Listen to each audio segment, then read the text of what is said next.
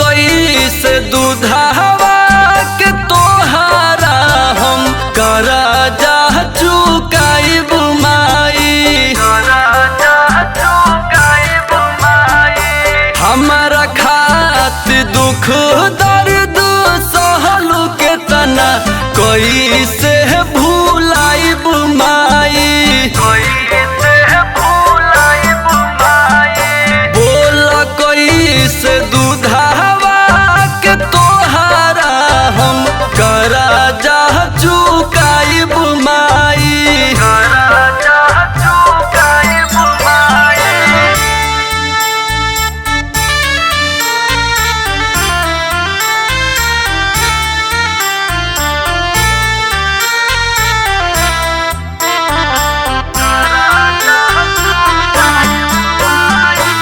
Records by Prisma Studio.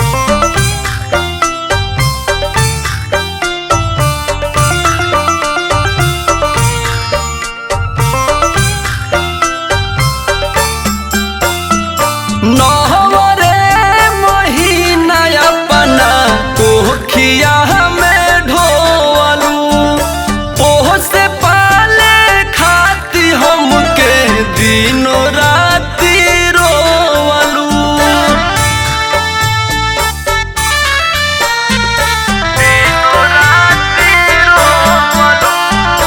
नवरे महीना अपना कोखिया में ढोवलू ओह से पाले खाती हमके दिनों राती रोवलू। ममता के अचारा में रखलू त कैसे भूलाइब माई। बोल कैसे दूधावा के तोहारा हम करजा चुकाइब माई। हमारा खातिर दुख दर्द सहलू के तना कैसे भूलाइब माई।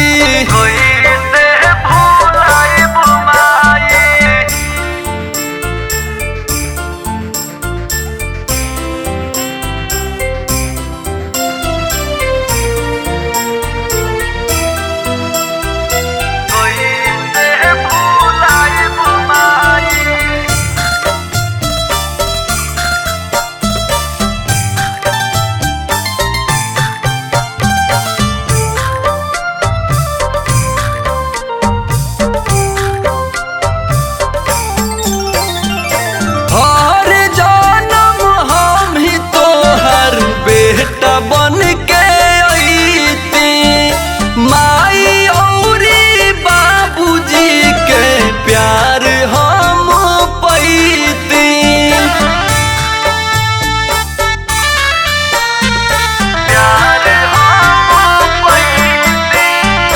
हर जनम हम ही तोहर बेटा बन के अइती माई औरी बाबूजी के प्यार हम पैती।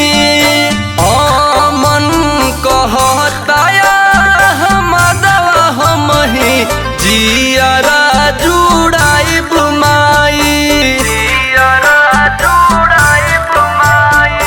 बोल कैसे दूधावा के तोहारा हम करजा चुकाइब माई।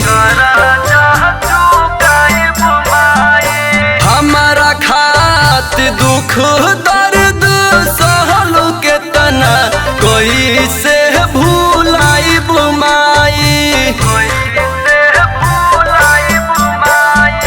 बोल कैसे दूधावा के तोहारा हम करजा चुकाइब माई।